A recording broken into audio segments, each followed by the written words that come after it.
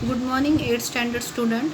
आज हम नया लेसन स्टार्ट करने वाले हैं, effect of British rule, that is history lesson. ठीक है, इसके क्वेश्चन आंसर और राइटिंग वर्क मैंने पहले ही आपको दे दिया है ताकि आप उसको पूरा करके रखें। अब हम लेसन स्टार्ट करेंगे।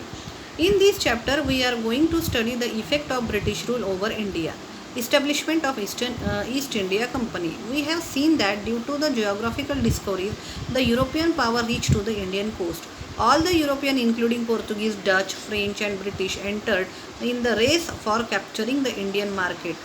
When the British came to India for a trade purpose, the Portuguese had already settled here and they gave the bitter resistance. Later, friendly relations developed between them. But to establish a domination over India, the British had to face opposition from French, Dutch and local rulers. अब हम जाएंगे पहले पिछले lesson पे। पिछले lesson में हमने industrial revolution, rise of capitalism और इम्पेरियलिज्म की बात की थी, और फिर हमने स्ट्रगल बिटवीन फ्रेंच, इंग्लिश, इसके भी बारे में बात की थी, और फिर foundation of rule of India company in Bengal, इसके बारे में भी बात की थी। तो ये जो foundation of rule of India company in Bengal है, इसी को हम अभी यहाँ पर ज़रा ज़्यादा डिटेल में समझेंगे। हमने पिछले लेसन में ये पढ़ा था कि पोर्तुगीज़ यहाँ पे यूरोप में इंडस्ट्रियल रिवॉल्यूशन हुआ था। इंडस्ट्रियल रिवॉल्यूशन होने की वजह से वहाँ पे बहुत सारा डेवलपमेंट हुआ था, फैक्ट्रीज़ लगी थी, माल तैयार होना लगा था बहुत सारा। लेकिन अगर उनको प्रॉफिट चाहिए था तो उनको किसी एक ऐसे मार्केट की ज़रूरत थी जहाँ पे वो अपनी चीज़ें बेच सके। ठीक है, कॉन्स्टेंटिनोपल जो है वो तुर्क के हाथों में चला गया था, तो उनका जो खुश का मार्ग है, जिसको हम बोलते हैं रेशम मार्ग, वो बंद हो गया था। तुर्कीज़ ने उनको अलाउड ही नहीं किया था अपने कॉन्स्टेंटिनोपल से जाने के लिए। तो इनको लिए बहुत ज़रूरी था कि ये एक समुद्री मार्ग, एक सी रूट ढूंढ के निकाले जो दूसरे कॉन्टिनेंट तक जाए, क्योंकि प्रॉफिट, पैसा उनको चाहिए था। इंडस्ट्रियल रिवॉल्यूशन हो गया, फैक्ट्रीज लगा गई, माल तैयार होने लगा, और वो वैसे के वैसे पड़े रहे तो कोई प्रॉब्लम, कोई मतलब नहीं है उसमें। इसीलिए इन्होंने एक सी रूट ढूंढा और ये लोग हमारे इंडिया के बीच पर पहुंच गए। लेकिन सिर्फ ब्रिटिश नहीं थे, ब्रिटिश के साथ पोर्तुगीज़ थे, डच थे, फ्रेंच थे। ब्रिटिश तो बहुत बाद में आए। क्यों आए? इंडिया के मार्केट को कैप्चर करने के लिए आए। अपना चीज़ें तैयार हुई, जो यूरोप में चीज़ तैयार हुई, उनके देश में तैयार हुई चीज़ें हैं, वो यहाँ पे बेचने के लिए आए हैं। ठीक है, पोर्तुगीज़, जब ब्रिटिश यहाँ पे आए तो पोर्तुगीज़ यहाँ से पहले से ही थे। ठीक है, और वो अपना अच्छा रेजिस्टेंस बना चुके थे। बाद में ब्रिटिश में और पोर्तुगीज़ में अच्छे रिलेशन भी बने, लेकिन जब इस्टेब्लिशमेंट की बात आई, डोमिनेशन मतलब अपना मार्केट में अपना दबाव बनाने की, प्रभाव बनाने की बात आई, तब ब्रिटिश को अपने अपोजिशन से बहुत सामना करना पड़ा। उस अपोजिशन में थे उनके फ्रेंच, डच और लोकल रूलर्स, मतलब हमारे इंडिया के कुछ रूलर्स, राजा, किंग्स। सबसे पहले उसमें आता है ब्रिटिश एंड मराठा। अब ये जो पूरी प्रोसेस आपको इस बुक में दी गई है, इस लेसन में, ये लेसन की जो प्रोसेस है वो हमको ये बताती है कि जो ब्रिटिश ईस्ट इंडिया कंपनी थी, जो सिर्फ व्यापार करने को आई थी, वो अचानक राज्यकर्ती कैसे बन गई। ऐसी क्या पॉलिसी इन लोगों ने अपनाई, ऐसी क्या फंडे इन लोगों के थे, ऐसी क्या ट्रिक्स इनके पास थी कि ये लोगों ने इतना जल्दी इतना बड़ा देश हथिया लिया है। सोचने की बात है। आए थे मुट्ठी भर लोग, वो मुट्ठी भर लोग ही थे, लास्ट तक ही मुट्ठी भर ही थे, लेकिन फिर भी इतने बड़े इंडिया को इन्होंने रेगुलेट किया। कोई तो चाबी होगी, कोई तो ट्रिक होगी, कोई तो ऐसे इनके पास आइडिया होगी जिससे इन्होंने ये सब कुछ हासिल किया है। तो सबसे पहले हम देखेंगे British and Maratha. Mumbai was the main centre of British in western India. They were trying to acquire the nearby territories, but Marathas had strong hold over it. अब जब मुंबई हमारे देश में, पहले से महाराष्ट्र में है मुंबई, तो मुंबई ब्रिटिशों को चाहिए था। क्यों? क्योंकि ये एक अच्छा पोर्ट था उनके लिए, जहाज़ से सामान लाने के लिए, जहाज़ से सामान वापस भेजने के लिए बहुत ही अच्छा पोर्ट था। उन्होंने बहुत कोशिश की मुंबई लेने की, ब्रिटिशों ने, लेकिन उस वक्त महाराष्ट्र में, और पूरे महाराष्ट्र क्या, पूरे हमारे देश में मराठा एम्पायर सबसे ताकतवर माना जाता था, और उस ताकत के सामने ये लोग फीके पड़ रहे थे, ब्रिटिश लोग। After the death of Peshwa Madhav Rao, his uncle Raghunath Rao approached for help from the British due to his greed for पेशवाशिप. This led the entrance of the British in Maratha polities. अब थोड़ा सा मराठाओं के बारे में जानेंगे।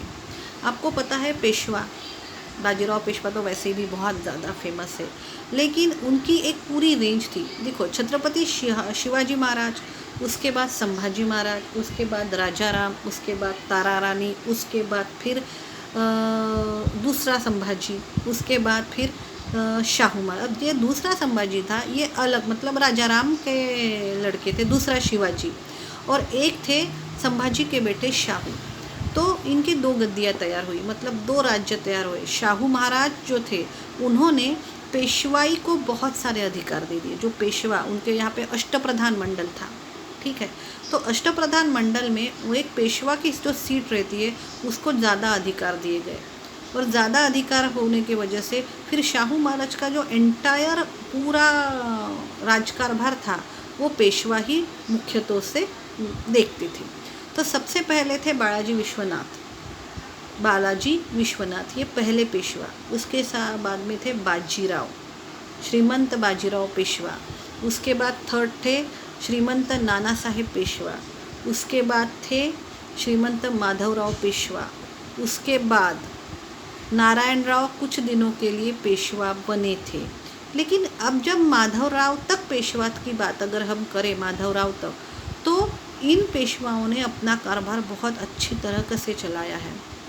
दिल्ली से लेके महाराष्ट्र कहा और दिल्ली कहा, तो पूरा का पूरा इंडिया इन्होंने कैप्चर्ड किया था। बंगाल तक पहुंच गए थे, और बंगाल से लेके दिल्ली तक, और दिल्ली से लेके अटक से लेके अफ़गानिस्तान तक महाराष्ट्र का राज्य था, ठीक है।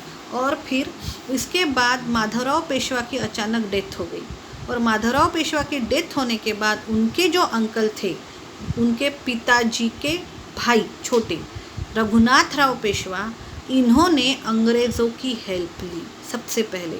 तब तक महाराष्ट्र में या मराठाओं के राजकारभार में ब्रिटिशों का हस्तक्षेप नहीं हुआ है, क्योंकि किसी भी पेशवा ने ब्रिटिशों से दोस्ती की ही नहीं, उनको आसपास भी भटकने नहीं दिया। लेकिन जैसे ही माधवराव पेशवा की डेथ हुई, तो सबने ऐसा चाहा कि उनके छोटे भाई नारायण राव पेशवा बने। लेकिन रघुनाथ राव को इच्छा थी पेशवा बनने की, और फिर अपनी बाजू मजबूत करने के लिए, अपनी बाजू सेफ करने के लिए रघुनाथ राव ने इनविटेशन दिया ब्रिटिशों को उनकी मदद करने के लिए, और वहीं से ब्रिटिश लोगों को रास्ता मिला मराठा शाही में, पेशवाई में घुसने का। तब तक वो ताक में ही थे कि कोई ऐसा उनको एक कमज़ोर कड़ी मिल जाए जिसको पकड़ के वो मराठाओं में घुस जाए। During the 1774 to 1880, 3 wars were fought between Marathas and British. During the first war, the Marathas untightly faced the British and hence proved superior.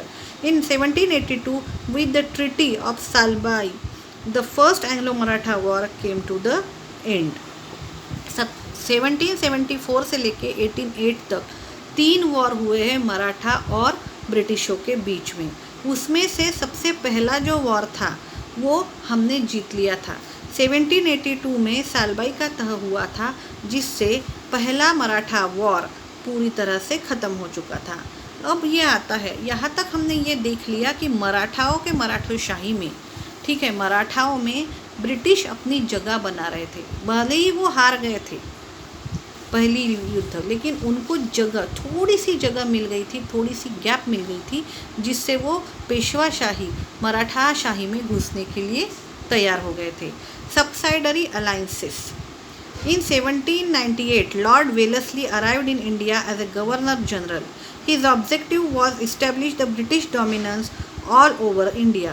For this, he signed the subsidiary alliances with many Indian rulers.